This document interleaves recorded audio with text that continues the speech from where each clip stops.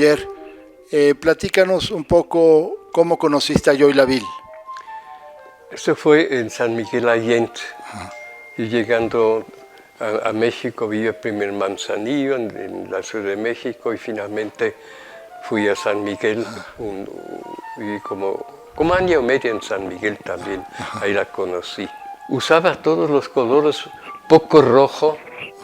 Por eso me sorprende la obra gráfica que tiene, que es muy anaranjado. Es muy íntima la obra de Joy, ¿no? O intimista, no sé cómo podría llamarse.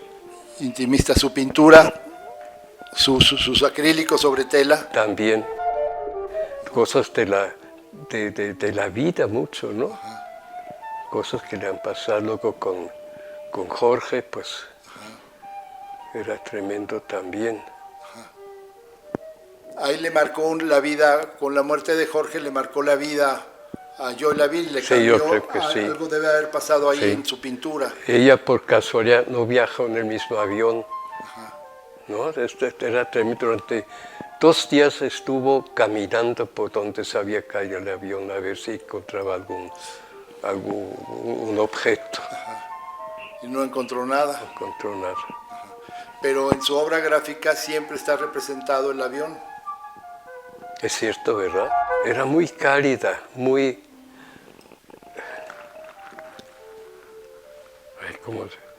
no misteriosa, pero un poco como su obra. No hablaba mucho. Muy sutil. Sí, muy sutil, sí. También muy privada. No sé, era alguien que estaba hablando en público todo el tiempo. ¿Tuviste alguna exposición con ella? Creo que sí. Creo que incluso en San Miguel. En San Miguel. Pero hace 40, 50 años. ¿Se frecuentaban, se hablaban? Sí, porque en San Miguel era más fácil, no, ahí vivíamos juntos, año y medio. En San Miguel. En San Miguel. Pero ya ahora que están acá en Cuernavaca, que no están tan lejos, sí se llegaban a ver. También, claro, sí. ¿Y ella también tenía obra de usted? ¿Obra gráfica? Me imagino que algo tiene, sí. ¿Sí? Tenía, sí.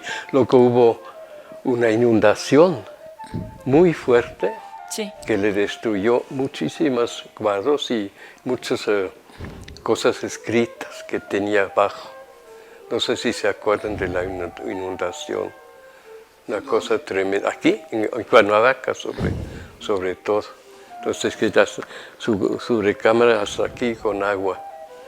Destruyó todo lo que había abajo, perdió muchos libros, muchos escritos de Jorge.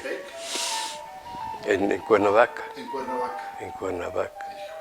Sí, me acuerdo porque la fui a ver y tremendo. Ustedes dicen que convivieron en San Miguel de Allende, porque ahí coincidieron en que vivían en esa época. Pero yo por ahí leí de Teresa del Conde un artículo en el periódico que tuvieron una exposición en la Ciudad de México, que también están sus cuadros y los de ella en el Palacio de Bellas Artes. En Bellas Artes, ¿verdad? Sí. Sí. Sí, me acuerdo de esto también. ¿Sientes que hay una influencia de su pintura, de Joy Laville, en una generación de artistas?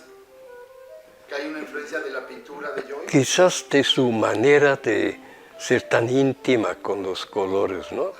Porque... Sí, lo más que siente es la intimidad, lo privado de su mirada, de su vista. Pocos colores, ¿no? Pero sientes que ella ha marcado y va a marcar una huella en la pintura mexicana, en la pintura nacional. Creo que sí, si queda obra, no sé si tiene obra, me imagino, de coleccionistas mexicanos, ¿no?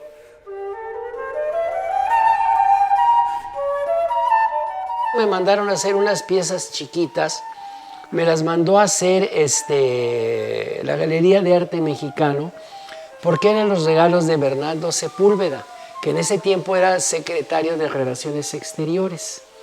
Y entonces él siempre regalaba piecitas chiquitas de algún artista. hice 2 o 3 de Joey Laville y él los regalaba. Entonces, por eso, y yo un día le dije a Joey, oye, Joey, ¿por qué no hacemos, yo te edito las piezas, ahí vamos a mitades, la mitad tú y la mitad yo. Entonces hicimos 2 piezas de mediano tamaño, de 50 por 70. Una de ellas era como un barquito en la mar y otra era un avión.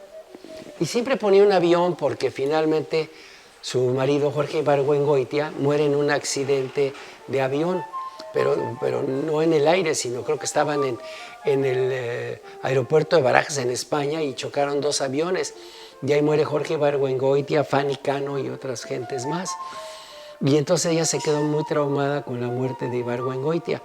De hecho, todos los libros de Jorge Ibargüengoitia, las portadas son cuadros de Joey Laville, ¿no? Entonces, bueno, accedió a hacer las piezas y quedaron muy bien, muy contentos. Siempre sus cuadros están como cargados hacia un lado, o sea, como que en unos diagonales. Y le dije, oye, vamos a hacer algo más grande, Joey. Ok, perfecto. Hice una pieza de 70 por 70 que se llamó El Río. Y bueno, la verdad, ya no seguí trabajando. Iba al estudio cuando mi estudio estaba en Ixtapalapa. Yo vine 2 o 3 veces a comer aquí a su casa, vivir aquí en Cuernavaca. Era vecina de un señor que le decían el Gordo Pesqueira, que era secretario de Comunicaciones y Transportes en algún sexenio del pasado. Y ella muy amable, ¿no? Le gustaba mucho el whisky. Sí. Entonces, cuando iba al taller ya le teníamos su whisky, ¿no? Entonces, pero muy buena gente. Pero ella sí se preocupaba por la obra que estábamos haciendo. Le hacíamos muestras, siempre colores pasteles, muy tenues. Y son de los pocos artistas que se involucran en la obra. Sacábamos pruebas, entonces ella iba corrigiendo, sobre todo las formas eran muy sencillas, o sea, es como sencillo, no simple, pero tiene formas no muy complicadas, ¿sí? Entonces nosotros pues teníamos, no sé, un proyecto que nos daba chiquito y nosotros lo hacíamos en grande, y es como te digo, tener una partitura musical e interpretarla. Pues nosotros interpretábamos esa partitura musical que era el proyecto en grande. Entonces sacábamos una muestra, una prueba de estado. Entonces ya la veía Joey Laville y le bajaba el tono, le subía el tono. O ya al momento de cambiar de dimensión, pues ya a lo mejor la palmera que había hecho se le había hecho chica o grande, entonces pues redúcela. Y hacíamos esas modificaciones. O sea, pero siempre se involucró en la obra. Fue un gusto y un placer trabajar con Joey Laville y la verdad, como mercado, fue muy exitosa, gustaban muchísimo sus piezas. Me siguen pidiendo piezas, pero ya no tengo. Metía pocas tintas realmente, eran siempre como colores pasteles, muy azulitos, rosas, verdes, pero todo en unos tonos muy... Me choca la palabra, o sea, pasteles, ¿no? Pero unos tonos muy tenues, ¿no? Siempre. Con la excepción de que yo le compré al Teatro Mexicano un original de Joey Laville, que es de tonos oscuros, que es muy extraño Joey Laville, ¿no? Que ahorita está en una exposición en Guanajuato, creo. La obra de Joey Laville realmente no tuvo muchos cambios, o sea, no tuvo cambios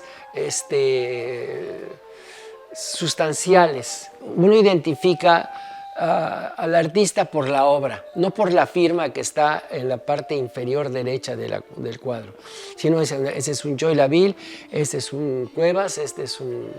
hasta míos también, ¿sí? Se pueden identificar. Por un modo. Por el estilo que se tiene, ¿sí?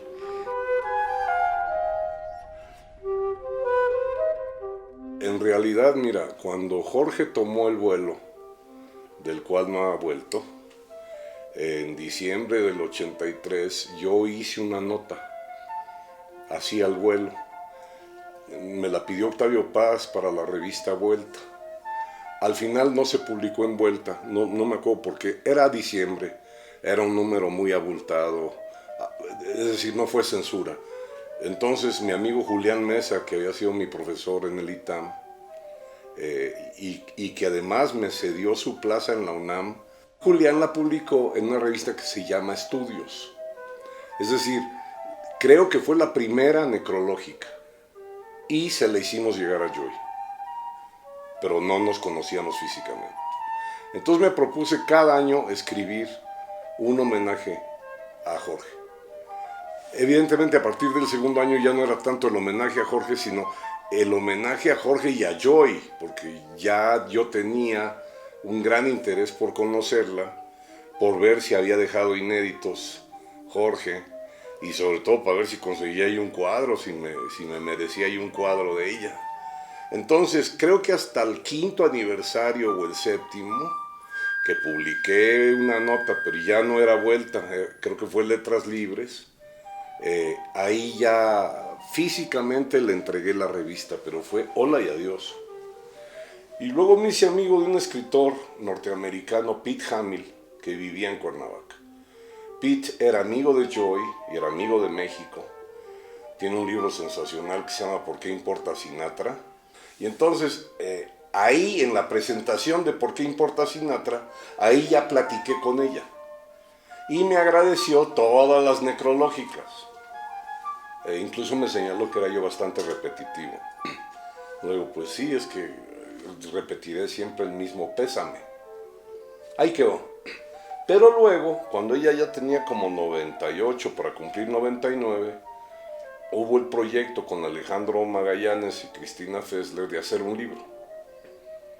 Inicialmente se iba a llamar All About Joy, como la película All About Eve, que no sé cómo se llama en español. Pero la prueba de fuego era si Joy aceptaba lo que yo le proponía, que era, vamos a vernos cada 8 días. Y yo grabo, o a veces no grabo, pero traigo mi libreta. Y de entrada dijo, encantada. Todavía en ese momento y a esa edad propuso, una semana tú vienes a Cuernavaca, bueno, a Jilotepec, y la otra voy yo a la Ciudad de México. Y dije, ¿cómo? No, me dijo, tengo chofer y tengo manera de ir. Eso nada más sucedió una vez, es decir, hubo un martes que vino ella. Pero ya después yo le dije, es mucho mejor para mí venir a verte, no me cuesta ningún trabajo. Y me aventé, pues más de un año, para empezar a adentrarme y ganar la confianza. ¿Eso en qué año precisamente fue? Esto es el año 2010, puede ser. Verla trabajar, en algunas ocasiones me tocó. Ahorita te cuento detalles significativos de eso. Pero también caminar la casa con ella, para dar pasos, tanto ella como yo. Y entonces preguntarle por qué si hacía una estatua maravillosa de una pareja, ¿por qué los ponía de espaldas? Mirando a la pared. Entonces decía, están castigados, pero aparte se ven mejor de nalgas. Le encantaba. Y tenía toda la razón. Le encantaba voltearlos.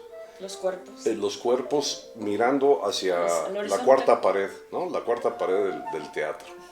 Luego los soldaditos de Jorge, porque Jorge pintaba soldaditos, y entonces yo le llevé de los míos, que se quedó impresionada, porque yo en realidad siempre los compro pintados. Entonces yo no los pinto. Jorge sí los pintaba, con lo cual quedaban medio viscos y medio chuecas las bocas. Y antes de que se fuera Joy, me regaló uno, que lo atesoro como una joya. Luego, por supuesto, las cajas con papeles, las agendas, las notas de compra, los mapas, mapas de París, por ejemplo. También me acuerdo una vez que nos entretuvimos viendo el mapa de Grecia porque hubo un momento en que quisieron vivir en Grecia. ¿Probaron en dónde? De verla trabajar, una cosa que me llamó mucho la atención es que un cuadro me tocó ver que borró una figura. Lo quitó. De un martes al otro martes eran dos mujeres y un hombre. Era un trío. Y una cosa como lo que estaba pasando entre el fantasma de Jorge, el otro Jorge y ella. Y de pronto vi que había quitado al fulano. Eran 2 mujeres y un hombre.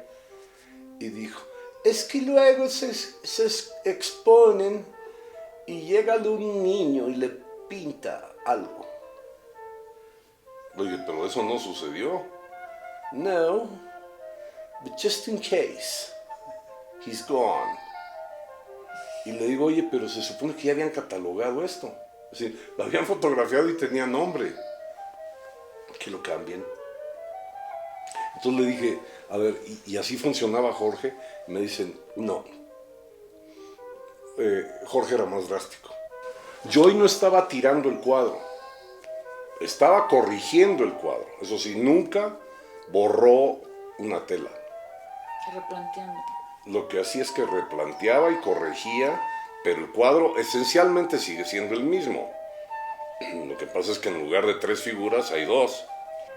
En el caso de ella, a diferencia de otros pintores que me han hipnotizado, en el caso de ella eso funciona, pero a partir del color. Todo empieza con el color. Es más, esos azules deberían ya llamarse azul Joy. Claro, Si es ella.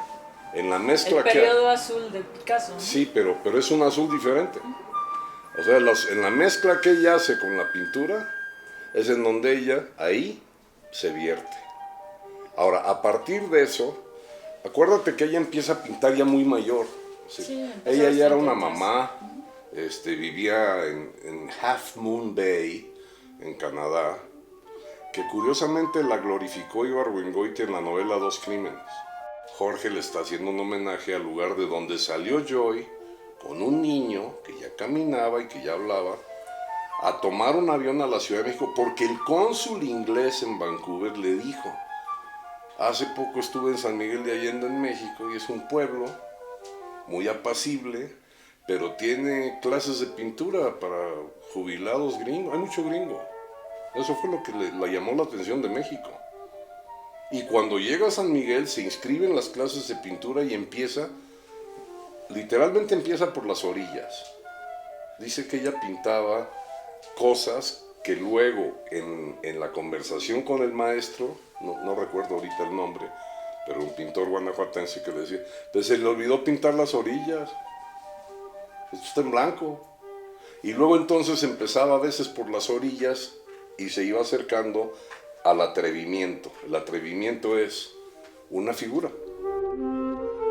Ahora, lo de los aviones es anterior incluso a que se haya ido Jorge, porque hay aviones que pinta todavía en vida de Jorge. No es premonitorio, lo que pasa es que dice que le salían muy bien. La manera en que los pinta es bastante infantil, ¿no? Es muy intuitiva. Es decir, lo que la honra a ella es que era una mujer también muy práctica. Mira, de niña prácticamente, ella usó el uniforme de enfermera en la Segunda Guerra Mundial. Ella estaba atendiendo heridos en un hospital en donde de pronto percibió humo de puro y parado en la punta de la cama estaba Churchill. Wow. Y eso la marcó. Eso y otras cosas. Una de ellas cuando se enamora del piloto canadiense. Entonces, ella empieza a acercarse a la pintura, creo yo, por los lápices de colores. Los que usa Trevor de niño y los que usó ella de niña. Es decir, porque lo único que le queda previo a la guerra son los dibujos. Cómo dibujó, por ejemplo, un Zeppelin que le tocó ver. Las cosas que le marcaron se expresan en colores. Mira, por ejemplo, casi no usa el rojo. No, decía que era muy fuerte para ella. Digo, lo tiene, en sus Hay por ahí. demás etapas. Sí, pero en En realidad realidad es como negro también, ¿no? el negro es poquísimo, ni de luto. Entonces yo creo que, no sé si se aplique a otros pintores, pero en el caso de ella, la digestión y transpiración de expresarse en imagen se filtra por el color. Y tal cual también su biografía y su ánimo. Si no usa el negro es porque cuando se va Jorge se pasa un año entero en absoluto duelo caminando París. Y no dibuja, pero ni en el reverso de los recibos del café. Y la logran convencer de que se venga a México.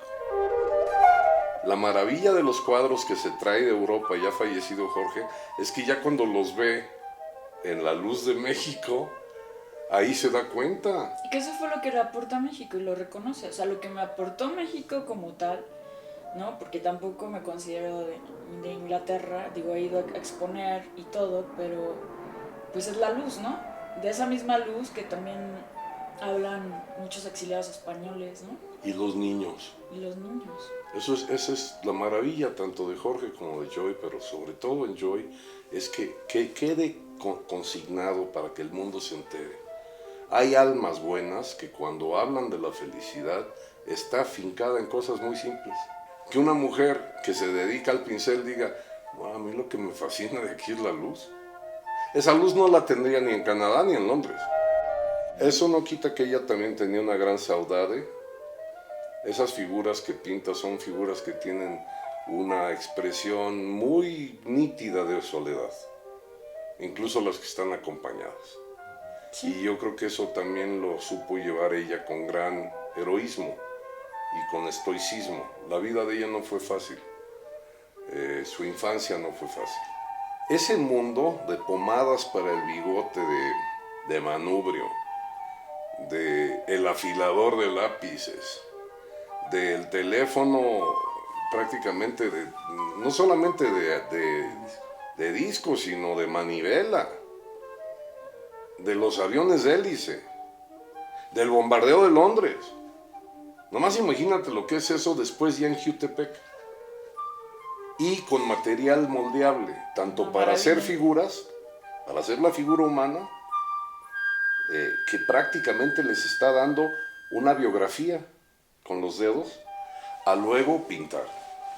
A mí lo que más me gustaba era cuando tenía telas grandotas puestas en el atril, porque había martes en donde acababa de terminar un cuadrito, y eso a mí me daba la impresión que cuando estaba asignado un encargo, porque le encargaban muchas cosas las personas que podían, ¿no? Tenía, para empezar, la misma responsabilidad que un cuadro que le nacía del alma, ¿no? Para llegar a ese espacio donde había mucha luz, además parecía que venía del cielo directamente, siempre pasábamos por un piano olvidado, que ese es otro elemento que no hemos tocado, la música. Yo hoy en San Miguel tocaba cello, se integra a un cuarteto, pero hubo una época en que ella se llegó a sentar en el piano y leía solfeo. Me gustaba sobre todo sus libretas, es decir, los dibujos pequeños, que eran como la antesala de ya enfrentar un cuadro.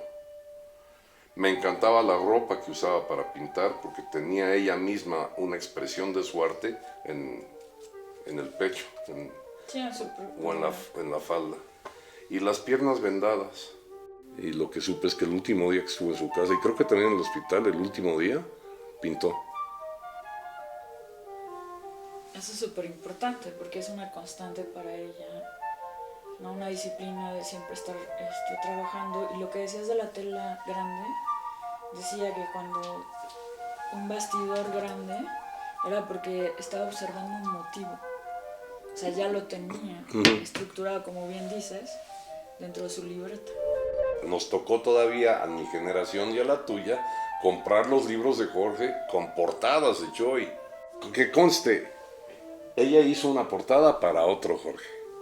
Es decir, esa es la portada de Cochabamba. Eso es lo que también hay que subrayar, que Joy también tenía el alma cuevanense. Es decir, la guanajuatería. ¿En qué consiste? En que yo te voy a contar una anécdota que yo sé que te va a hacer reír, pero en realidad habla de una violación a la Constitución. Ahora, yo no te estoy pontificando, no estoy diciendo que es bueno o mal, yo lo único que te digo es, yo lo que sé es que pasó esto. Bueno, eso es lo que escribe Jorge, eso es lo que pinta Joy. Bueno, eso que parece jocoso o que tiene jiribilla, no es que está hecho para eso, está hecho porque así es. Así es. Por ejemplo, es como cuando le pregunta, ¿y este cuadro qué significa? Y Joy decía, no es que signifique algo. Es la imagen que yo tengo de una mujer sobre un colchón, desnuda. Estas majas, ¿no? ¿Qué hacen? Pero la viste. No, o sea, lo imaginé. Sus cuadros tienen chiste. A veces no le hallas el chiste y entonces pues no entendiste, no sabes por dónde va. Pero esto tiene un chiste. Todo lo que hacía Y a lo mejor también venía de un chisme. Sobre todo las que son portadas, las que se usaron de portada. La portada de Las Muertas, por supuesto que viene del chisme que le cuenta Jorge del caso de las Poquianchis. Porque además él tenía el expediente. A mí me gusta que siempre escribe el H. H. Joy Laville. En realidad es Helene. Helene. Y Joy, en realidad, es un adjetivo. Es júbilo. Gozo. Incluso el dolor que llevó por la muerte de Jorge y los dolores que llevaba de su vida anterior, los convirtió en júbilo. Es una expresión muy solitaria, pintar, escribir, leer. Aunque tú la veas pintar, la que está pintando es ella. Aunque tú veas el cuadro terminado o ya impresa la gráfica, al hacerlo, ella estaba sola en su mundo y viendo otra cosa que tú.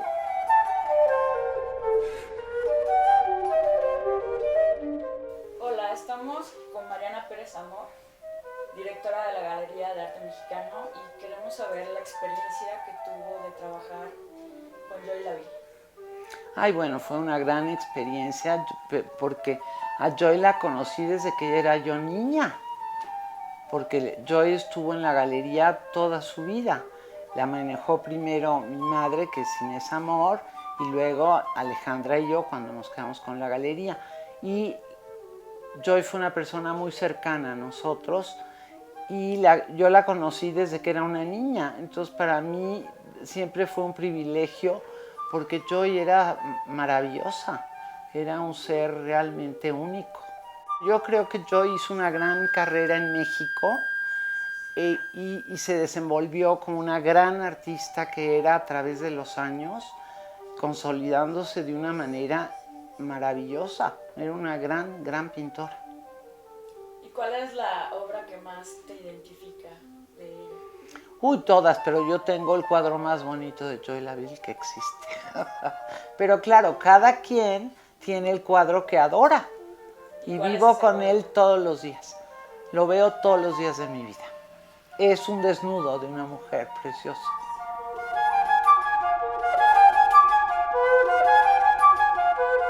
Yo entré a la galería en 1967. Con Inés Amor tuve la fortuna de trabajar con ella, porque fue una gran mujer de la que aprendí muchísimo. Trabajé 8 años con ella, casi 9. Y Joy entró un año después que yo a la galería, en 68, 67, yo entré en 67, más o menos. La conocí ahí, su primera visita con Inés Amor. Fue la primera vez que la conocí, era una mujer muy mística, como siempre fue, una mujer seria en el sentido de trabajo, muy seria su trabajo, que parece como tan abierto y tan alegre, un trabajo como lleno de vida, de mares, de paisajes abstractos, pero era todo lo que ella tenía en el alma, todo lo que le gustaba, porque finalmente es el reflejo de su vida, su obra. Y la conocí cuando entramos a la galería. Ya en esa época Inés siempre creyó en Joy, la conoció al principio, pero tuvo muy buen ojo. Al verla le gustó su obra.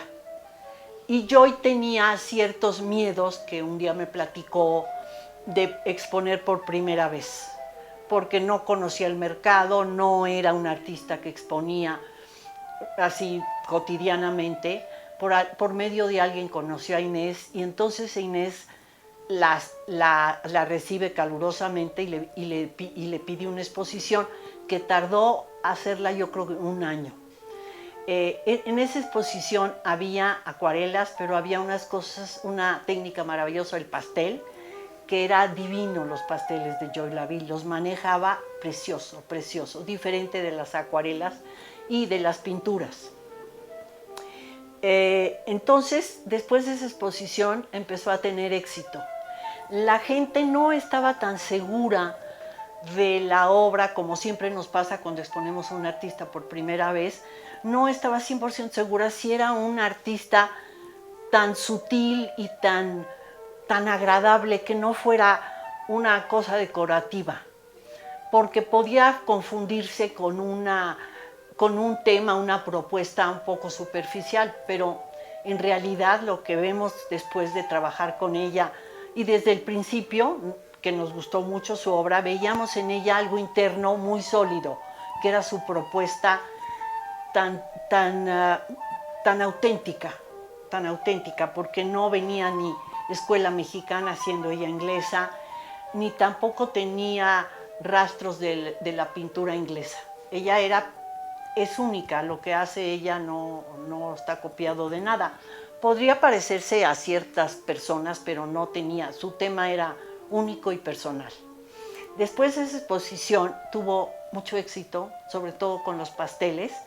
Bueno, para siempre trabajó con nosotros desde esa época, a la que le hicimos exposiciones frecuentemente en museos fuera de México, participó en muchas colectivas que llevamos fuera de México, y Mariana entra a la galería algunos años después que yo, y ya después Inés no está, y entre Mariana y yo pudimos manejar su obra pues con mucho profesionalismo como siempre, y la promovimos lo más que pudimos alrededor de muchos países y de museos y de eventos culturales. Y entonces siempre la cosa es que como no era mexicana, siempre era Joy Laville, y creo que ya hasta muy tarde en su época, Joy ya fue aceptada en México como una pintora de México, porque no tiene una propuesta mexicanista, sino es su propia obra, que creo que es una obra muy alegre,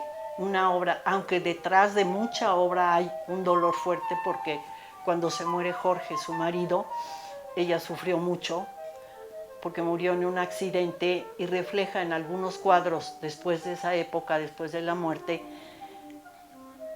lo refleja a través del mar y de los barcos que se van, así como se fue Jorge, y una mujer siempre en una habitación que tiene un florero esperándole, ya sea sentada o parada, y aparecen esas escenas del mar, que es donde para ella Jorge se fue, y de la que ella esperó siempre que regresara. Bueno, pero ahora, después de todo esto, creo que fue una trabajadora incansable, siempre estuvo trabajando, y cooperó siempre con su trabajo. Se hicieron todo tipo de investigaciones, folletos, catálogos, que ella participó, y siempre fue parte de esa vida cultural de México que ofrece, y ahora es parte de México. Y me da mucho gusto que tengan esa posición, porque aparte fue una muy artista profesional en gráfica. Hacía serigrafías, hacía litografías, conocía el manejo de la impresión perfectamente, porque sus obras gráficas son preciosas las obras gráficas, y han tenido mucho éxito. Me da mucho gusto que pueda exponer esa parte de su trabajo.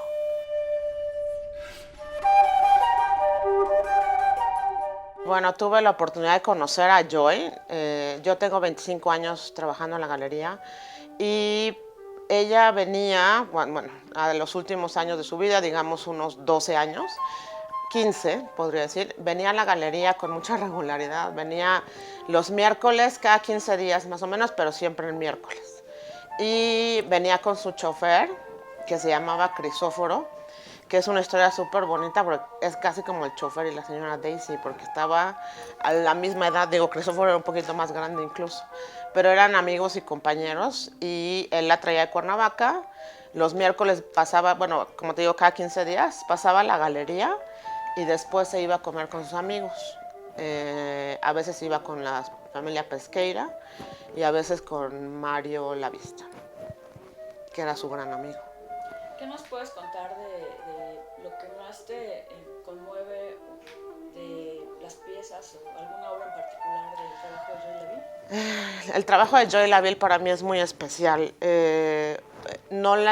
Saliendo de la universidad de estudiar Historia del Arte, tienes poca noción, Pero conforme me fui adentrando en el mundo de la galería, pues obviamente Joy vaya, tienes que aprenderlo sí o sí.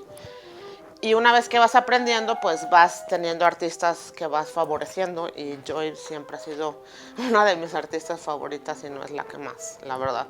Y ya en últimos años, pues ya me he dedicado abiertamente a difundir su obra.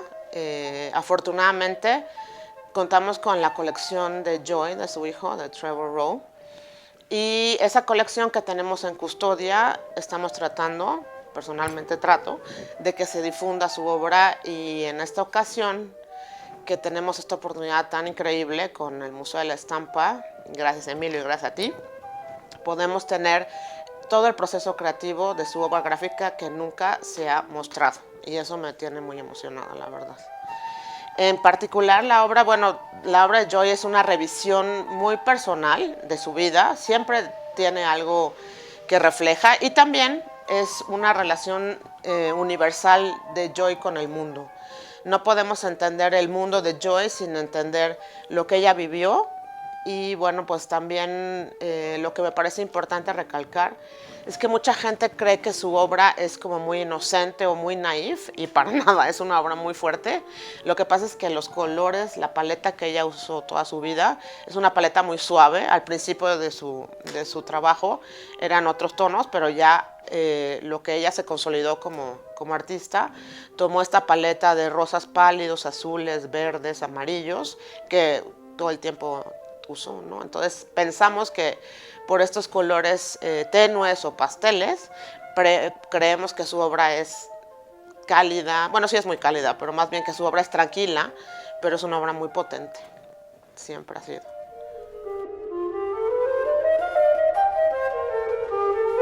¿Cuál fue su experiencia de ver trabajar a su mamá? Bueno, pues a mí me tocó mucho porque cada vez que yo regresaba de la escuela, ella estaba en su estudio trabajando.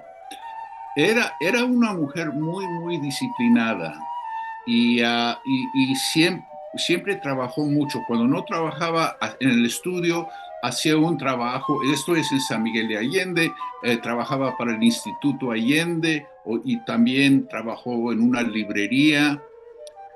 Pero aparte de eso, el tiempo que sobraba era en el estudio.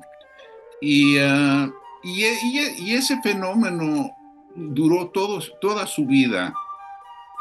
Y hasta casi sus últimos días trabajaba en el estudio. No hace el último año y medio de su vida, ya no podía, pero estaba ahí siempre, y el resultado fue que no solamente, por ejemplo, el grabado, no nada más hacía los grabados y se iba a la producción de los grabados, sino también ya teniendo los grabados, los trabajaba más en la casa. Ella los repintaba mucho. Y entonces eso fue una cosa que me impresionó mucho, ¿no? Su disciplina. Y bueno, eso es la verdad para todos los artistas, ¿no? Que se requiere una disciplina de hierro para de veras hacer una carrera de pintor.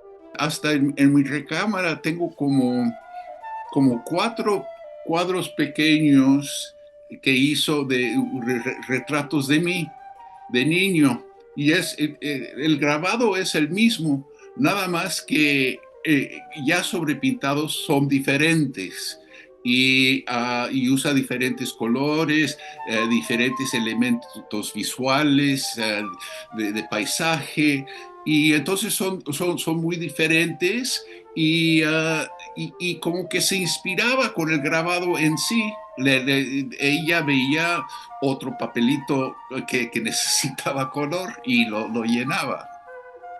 Sí, la verdad es que es increíble su paleta cromática, ¿no? Sí, y bueno, Variaciones, como si fuera Su uso del color es magnífico, es impresionante. Hasta yo estoy hablando ya tratando de ser un poco separado del hecho de que soy su hijo, pero es impresionante lo que hace con el calor, perdón, con el color.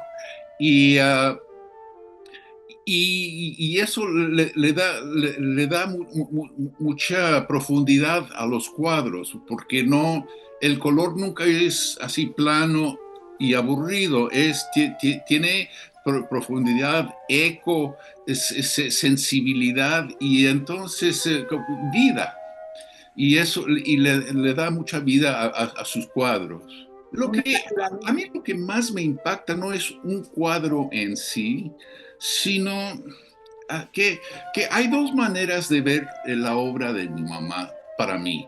Y es que uno ve una obra que es muy bonito, que es un paisaje, una figura humana, y hay una belleza en sí. Pero también ya viéndolo y estudiándolo, uno entra a otro nivel, que es la separación, la solitud, la expectativa de quizás encontrar a otro ser humano. Entonces hay esa tensión en los cuadros.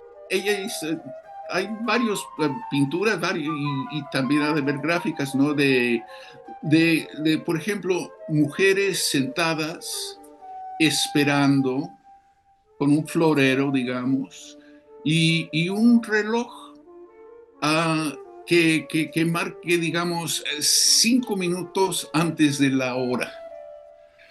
Y hay esa expectativa de, ¿va a llegar la persona que esta mujer está esperando o no?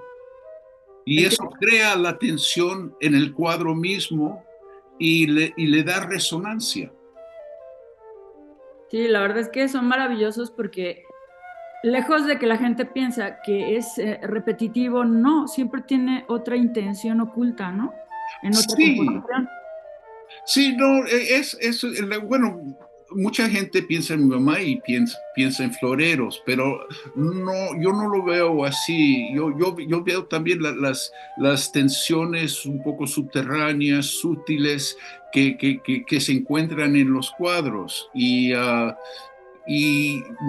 bueno, mi mamá no era una pintora aburrida.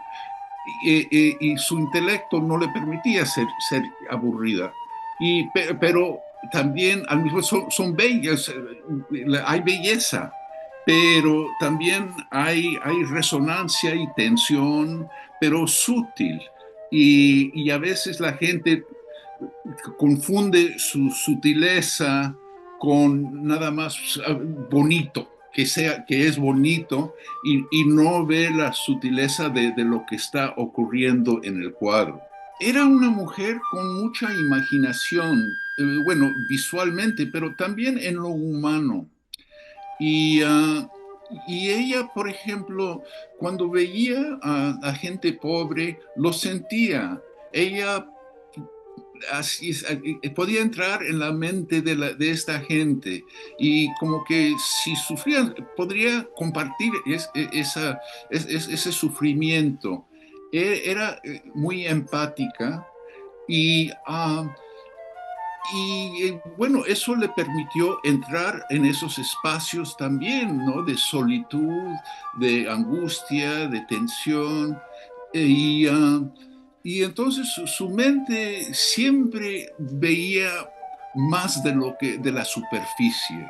La obra de Joy representa su vida, los colores, la luz, los paisajes, representa la historia de su vida. Pues yo creo que sí, yo creo que era tan central como actividad pintar. Y los elementos también son centrales. Ella veía la belleza, capturaba la belleza, pero también capturaba así las distancias, las tensiones en las distancias, las tristezas un poco, pero todo en el contexto de lo bello. ¿Tu mamá normalmente qué libros leía, si te acuerdas? ¿Cómo que leía? Para mí, mi mamá fue probablemente la mujer más inteligente que he conocido en mi vida. Y ella leyó mucho, pero siempre era más que nada autodidáctica, porque no siguió con estudios universitarios ni nada, pero conocía tenía un conocimiento bastante vasto y no solamente sobre el arte, pero la literatura, la historia, y ella era una mujer muy culta y, como digo, también una mujer con un buen sentido del humor. Y eso también a veces se reflejaba en los cuadros.